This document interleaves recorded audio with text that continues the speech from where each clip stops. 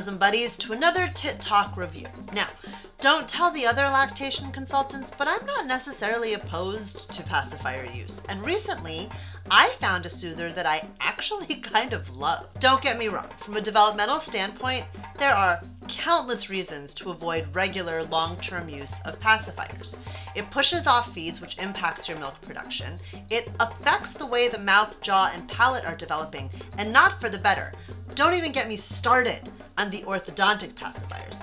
They should be banned. And finally, it has the ability to stifle communication. I'm talking here. Rude. And yet, in the real world, babies need to ride in cars and take milk from bottles and let their moms escape occasionally to, pee or eat a whole pie. I regret nothing. Enter Joy and Jane, a pair of sisters from New York, who in 2020 accomplished the Herculean task of making a pacifier that doesn't suck. Pun very much intended. So Ninni Co. was born, and they set out to create a soother that truly supported the proper development of the oral cavity. And it doesn't hurt that they're pretty freaking cute. Meet the Ninni Soother. Made out of a medical grade silicone, this thing is unbelievably soft. It's flexible and has a skin-like texture. It requires the baby to actually latch onto it and use the same muscles and oral function as are required for breastfeeding. Cool, right?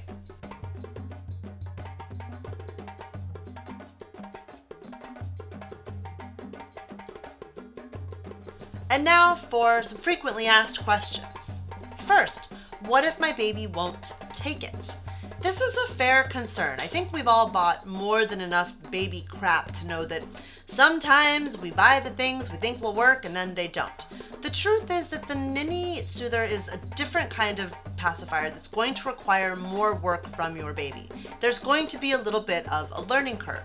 It took our Sweet Nova probably a couple of weeks to really get the hang of things. I would say though that if your baby can't take this soother ever for any period of time, it might be a good idea then to have a functional oral assessment done to make sure there aren't any other issues that could impede feeding, speech, or respiratory function in the future. Second, what if my baby doesn't breastfeed? Is this still an appropriate soother for us? Oh yeah, breastfeeding is the original orthodontia.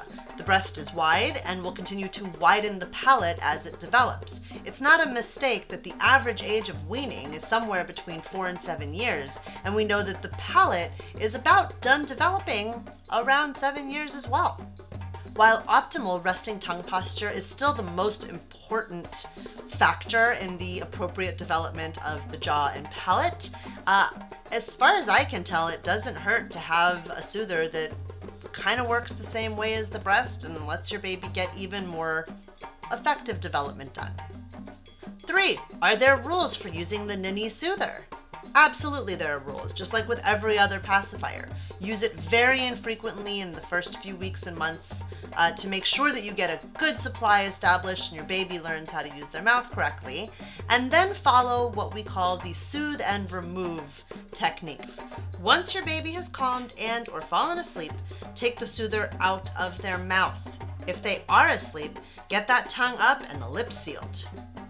The Ninni Soother is a must-have for babies, in my opinion.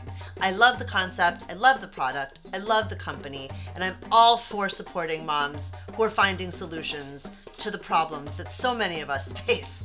I don't want to pay for braces. Anybody else? Does anybody want to pay for braces? I'd like to make sure that we are handling their mouths correctly from the beginning. Before you head over to Instagram to follow the Ninni Company and then off to their website to order your soothers, please don't forget to subscribe to our channel, like this video, turn on the notifications. Let's keep the good times rolling, y'all. We've got a lot more to come.